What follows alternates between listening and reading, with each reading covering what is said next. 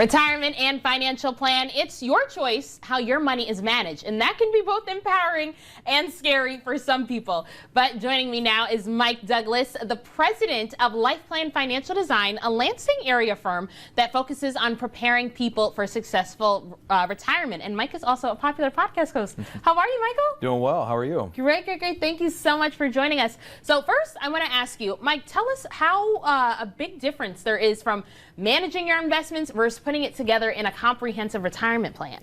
Well, managing your investments is important, but really having a comprehensive retirement plan is like coaching a whole team. Okay. So your investments are one player on your team. So if you only coach the one player and you expect the whole team to be successful, it's a challenge.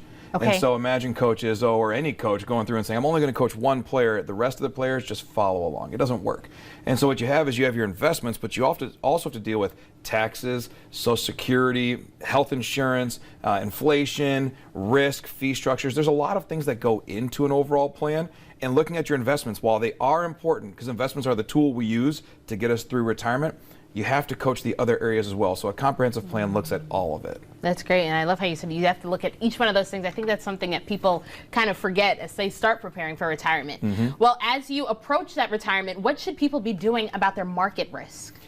They need to adjust appropriately. Now, some people will tell you, oh, you're X years old, so you have to do this. You're Y years old, so you have to do this. You have so much money, you have to do this. But that doesn't tell the story of your family. That doesn't tell the story of your experiences. So for a lot of people, we need to identify what their experiences have been, because your experiences shape your expectations moving forward. If you've been through major losses, you do not want to experience it again. However, if you've really benefited from risk, you have a different view than someone who's been burned by it. So it needs to be specific to your family and specific to your experiences. However, you need to make a plan that's for today, not just for who you were a long time ago. I used to love roller coasters as a kid, but the last time we went to Michigan Adventure, I hated it. So now I know that at this phase of my life, I'm okay with some things, and I'm also not okay with things I used to be okay with. So that's part of managing your risk and analyzing it to make sure it's appropriate for today.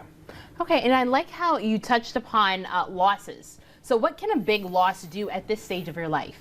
Well, there's a thing called sequence of returns, and it's a financial principle where it talks about when you lose money matters. If you lose money when you're 30 or 40 and you just keep hanging in there, the market will work itself out for you. You keep buying in, you keep dollar cost averaging, you keep investing, and it's going to work. But once you get close to retirement, it's either right in the windshield or you're in it. You do not want to lose money. So the key is when I'm taking money out of my accounts, I can't have it losing a bunch. But if I'm 30 or 40 years old, I just need to keep hanging in there, keep investing, because it's going to work itself out. So again, back to the phases of life, losing money from a portfolio you're pulling from can be devastating.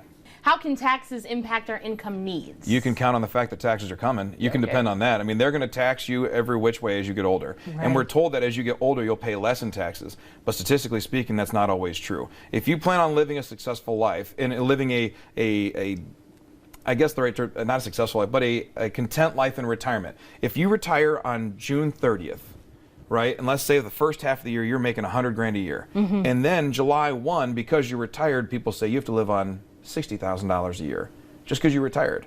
Well, I want to live that same lifestyle. Well, I have to pay taxes on the income I receive.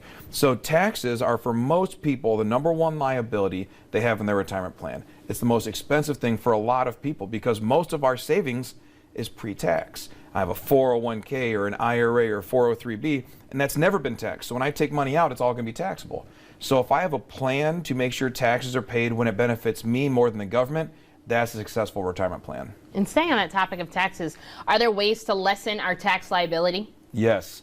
The way to lessen your tax liability is to address it early and take intentional decisions. Sometimes it makes sense to pay more in taxes, which is very opposite of what we always want to do, right? We always want to say, I want to pay as little as possible, get as much back in my refund. But when you start looking at a longevity plan, if taxes are cheaper today than they're going to be in 3 years, for example, if they were, maybe we should pay more so in the future we pay less.